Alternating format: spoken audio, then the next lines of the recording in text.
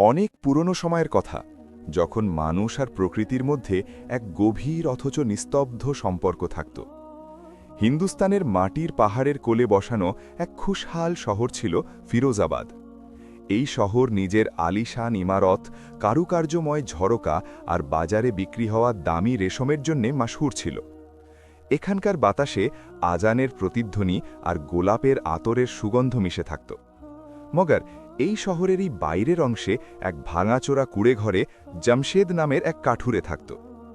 জামশেদের নাম শুনলেই জঙ্গলের পাখিরা ভয় পেয়ে যেত, আর বস্তির মানুষরা নিজেদের রাস্তা বদলে নিত। সে এমন এক শক্ত প্রাণ আর পাথর হৃদয়ের মানুষ ছিল, যার কুড়ালের ধার কখনো কম হতো না এবং যার চোখে কখনো জল দেখা যেত না। তার লম্বা কদ, রোদে পুড়ে তামাটে হওয়া গায়ের রং আর ঘন গোঁফ তার চেহারাকে আরও ভয়ানক করে তুলত। সে জঙ্গলের সেই সবুজ গাছগুলোকেও নির্দয়ভাবে হত্যা করে ফেলত, যেগুলো শত শত বছর ধরে পাখি আর জানোয়ারদের আশ্রয় দিয়ে আসছিল। তার এই বিষয়ে কোনো মাথা ব্যথা ছিল না যে তার কাটা গাছের সাথে কত শত বাসা মাটিতে পড়ে যেত আর কত মাসুম পাখির ছানা অকালে মারা যেত। তার একমাত্র লক্ষ্য ছিল বেশি বেশি কাঠ কাটা, আর তা শহরের সবথেকে ধনী আর লোভী সওদাগর খাজা বখতিয়ারের কাছে বিক্রি করা। সেদিনও সকালের দৃশ্যটা এমনই ছিল।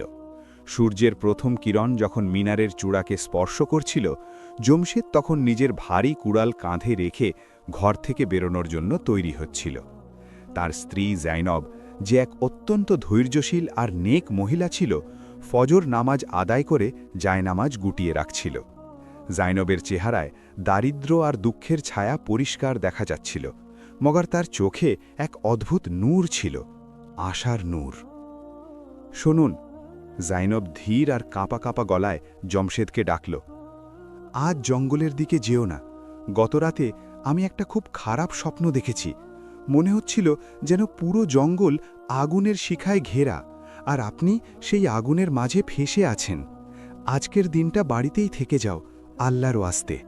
জমশেদ, যে নিজের চামড়ার জুতো বাঁধছিল, জয়নবের কথা শুনে তুচ্ছতাচ্ছিল্যের সাথে হাসল। তার হাসিতে এমন এক বিদ্রুপ ছিল যা জয়নবের হৃদয় চিরে দিল। স্বপ্ন? তোমরা মেয়েদের কাছে এইসব কুসংস্কার আর চিন্তা ছাড়া আর কী বা আছে?